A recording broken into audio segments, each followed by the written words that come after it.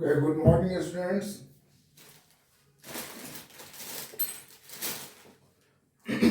कल हम लोग पिछले क्लास में पढ़ रहे थे कि that is fibrous protein and globular protein, है ना। तो फाइब्रस प्रोटीन हमने कल पढ़ा था और अब नेक्स्ट टॉपिक हमारा है ग्लोबुलर प्रोटीन। तो ग्लोबुलर प्रोटीन के बारे में इंपॉर्टेंट पॉइंट्स देखें। कहता है कि in globular protein the polypeptide chain is folded around itself, अपने ही एक्सिस के चारों तरफ फोल्ड करता है to give the entire protein molecule and almost spheroidal shape, right? In this geometry, इस spheroidal geometry में क्या होता है? The lyophilic मतलब non polar यानी fat soluble parts are pushed inward, यानी कि जो स्पाइडल हुआ उसमें अंदर की तरफ क्या होगा? हाइड्रोफोबिक पार्ट, अल्काइल पार्ट जो फैट सोल्यूबल है तो वो अंदर की तरफ है, और जो उसमें हाइड्रोफिलिक पार्ट है यानी कि वाटर सोल्यूबल पार्ट है वो क्या होता है? पुश आउटवर्ड, बाहर की तरफ होता है।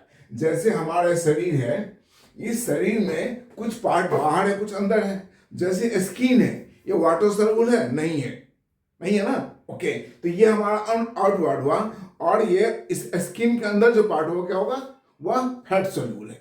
तो ये हमारा, मान लीजिए हमारा पूरा बॉडी क्या है? ये ग्लोबुलर प्रोटीन है। तो ग्लोबुलर प्रोटीन में बाहर वाला पार्ट क्या हमारा? ये वाटर सोल्यूबल, और अंदर वाला पार्ट क्या है? वो फैट सोल्यूबल। तो वही लिख रहा है कि हाइड्रोफिलिक पार्ट यानी water soluble parts are pushed outward, बाहर की तरफ है, राइट। जिससे क्या होता है कि वह वाटर सोल्यूबल होता है। ग्लोबुलर प्रोटीन में जो वाटर सोल्यूबल पार्ट है, हाइड्रोफिलिक पार्ट है, वो बाहर की तरह है। स्पाइरल शेप है ना, लीनियर शेप नहीं है, क्वाइल की तरह शेप है। तो क्वाइल में इनवर्ड जो है वो क्या है? हाइड्रोफोबिक या लायोफिलिक। लायोफिलिक मतलब जो फैट सोल्यूबल होते हैं, जो हमारा नॉन पोलर पार्ट होता है वो अंदर है, बॉडी के अंदर है, राइट। और बाहर पार्ट क्या है? ये हाइड्रोफिलिक है। तो हाइड्रोफिलिक क्या होता है? वाटर सोल्यूबल होता है, फैट दैट इज पोलर होता है। इसीलिए ग्लोबुलर प्रोटीन हमारा वाटर सोल्यूबल है। तो अगर हमसे पूछा जाए क्वेश्चन में कि why globular protein is water soluble, तो इसका क्या जवाब बोलेंगे कि because in globular protein hydrophilic part are outside in the spiral shape, and that is lyophilic part are inward, and that's why it is soluble in water. अब चूंकि water soluble part बाहर है, so it is easily affected by temperature and pH value. So आपने लिखा है कि it is sensitive to small change in temperature and pH value. कौन? Globular protein. Fibrous protein में क्या पढ़ा था? It is resistance to change in temperature and pH value. उसमें थोड़ा बहुत टेम्परेचर चेंज कर देंगे या पीएच वैल्यू चेंज करेंगे, उससे उसका स्ट्रक्चर को कोई इफेक्ट नहीं पड़ेगा, लेकिन इसमें पड़ेगा। फिर क्या कहता है कि ग्लोबुलर प्रोटीन में कई सब यूनिट्स हो सकते हैं, कई पॉलीपेप्टाइड चेन हो सकते हैं। हर पॉलीपेप्टाइड चेन को क्या बोलेंगे आप? सब यूनिट्स बोलेंगे। ग्लोबुलर प्रोटीन में कई पॉलीपेप्टाइड चेन हो सकते हैं, वही स्पाइरल शेप में। तो इस सारे जो पॉलीपेप्टाइड चेन है स्पाइरल शेप वाले, उनको आप क्या बोलिएगा?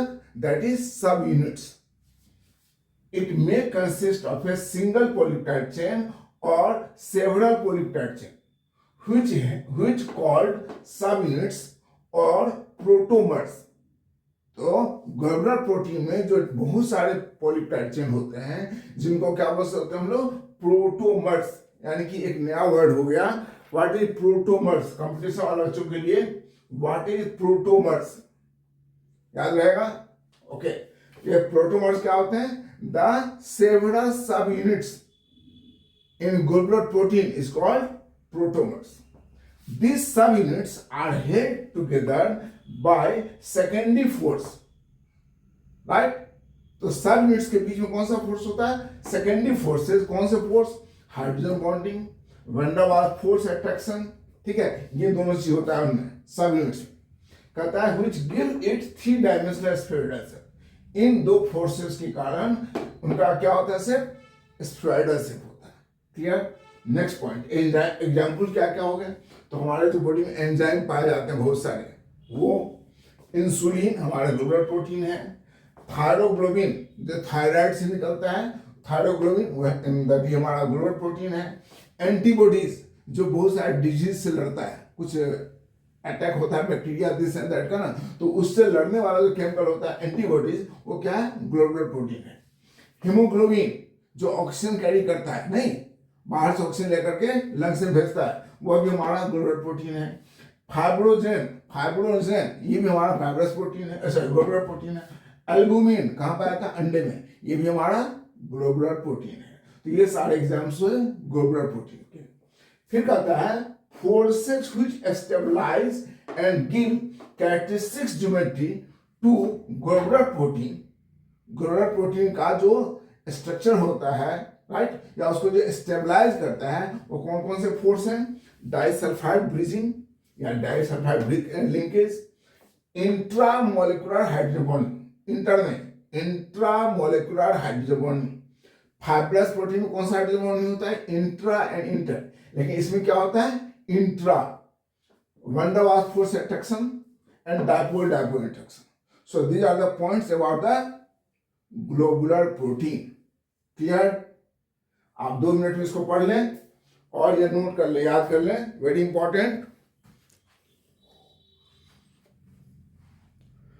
Thank you students. इसके बाद फिर हम लोग पढ़ते हैं दूसरा पार्ट। दूसरा पार्ट हमारा क्या था? बोलिए। That is protein on the basis of chemical composition, है ना। तो अभी हम पढ़ते हैं, इसको नोट कीजिए। Thank you.